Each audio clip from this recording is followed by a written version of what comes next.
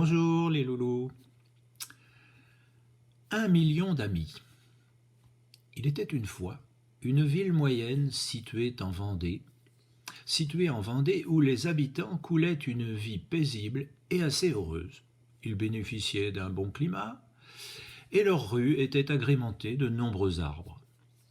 Les enfants prenaient plaisir à observer les oiseaux qui peuplaient la ville et tout le monde semblait satisfait de cet équilibre entre la ville et une forme de nature un peu domestiquée.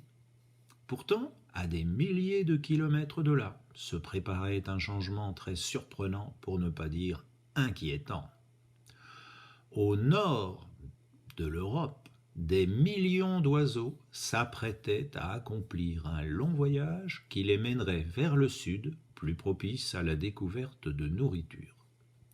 Cette espèce d'oiseau est très étrange. Leur plumage peut revêtir les couleurs allant du gris au noir, le plus banal, aux reflets irisés, chatoyants, verts, violets, bleus, tout à fait éblouissants.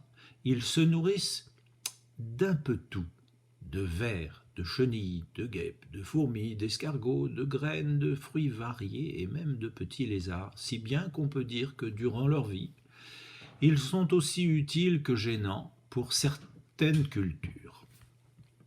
Un beau jour d'hiver où le froid mordait un peu plus qu'à l'habitude, vinrent quelques dizaines d'oiseaux qui se posèrent sur les arbres démunis de leurs feuilles de la petite ville de La Roche-sur-Yon, sans émouvoir plus que cela les habitants qui apprécièrent leurs chants variés, car ce sont de véritables virtuoses du chant. Ils peuvent imiter beaucoup d'autres oiseaux et rivaliser avec d'autres chanteurs nés. Le lendemain, pourtant, le tableau idyllique se transforma en un début de panique. Un nuage de centaines de milliers d'oiseaux se forma au-dessus de la ville en décrivant de magnifiques dessins rythmés comme un véritable ballet aérien. Les habitants furent émerveillés de voir évoluer tous ces oiseaux sans se toucher jamais et sans savoir qui déclenchait les changements de direction dans le ciel. Mais, le coucher du soleil arrivant, l'émerveillement fit rapidement place à une toute autre sensation. 1 million d'oiseaux se posa sur les arbres des rues, au point qu'on aurait pu croire qu'ils étaient couverts de feuilles bruissantes, mais grises ou noires. Les chants et cris des oiseaux perturbés par la lumière de la ville ne cessaient plus, et le tintamarre était assourdissant. Impossible de dormir, car le bruit s'étendait à des centaines de mètres sans cesser un seul instant. Certains habitants frappaient sur des casseroles pour tenter de les effrayer, mais sans aucun effet sur le groupe jacasseur.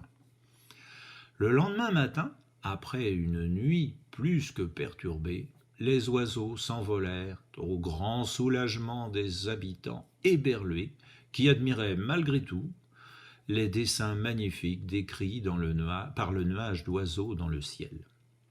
Mais là aussi, la déception fut énorme. 1 million d'oiseaux qui gîtent dans les arbres engendrent 1 million de fientes qui atterrissent immanquablement sur les toits des voitures. Oh là là, quel désastre! Toutes les voitures et les trottoirs étaient couverts d'une couche de crottes blanches et malodorantes. Les habitants furent soulagés par le départ du nuage d'oiseaux et commençaient à imaginer une nuit prochaine plus sereine. Mais là encore, leurs espoirs furent déçus.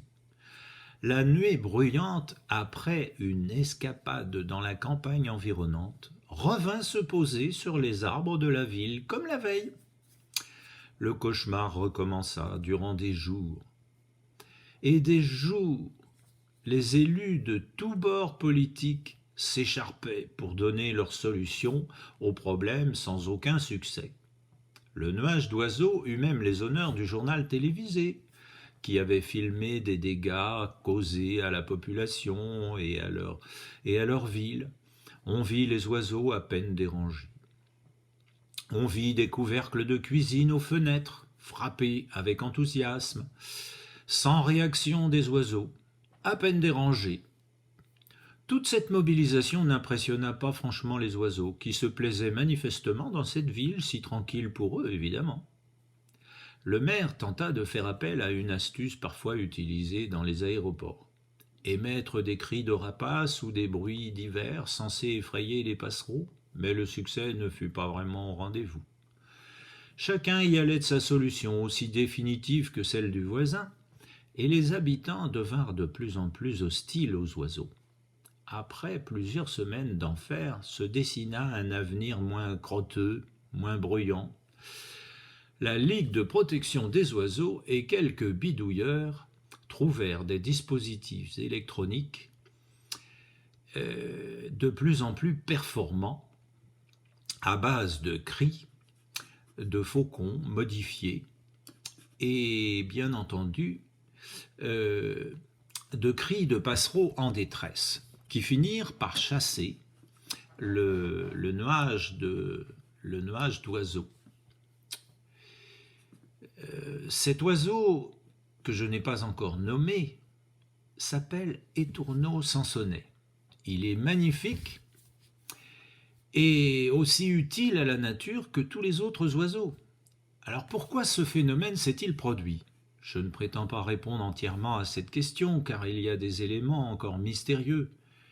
Mais je suis persuadé que les changements agricoles qui ont supprimé des milliers de kilomètres de haies, l'épandage de produits qui tuent les insectes sur les cultures en privant de nourriture les oiseaux, et sans doute aussi la permanence de la lumière dans nos villes, sont des facteurs qui entraînent immanquablement ce genre d'aventure, et sonnent comme un avertissement à l'être humain.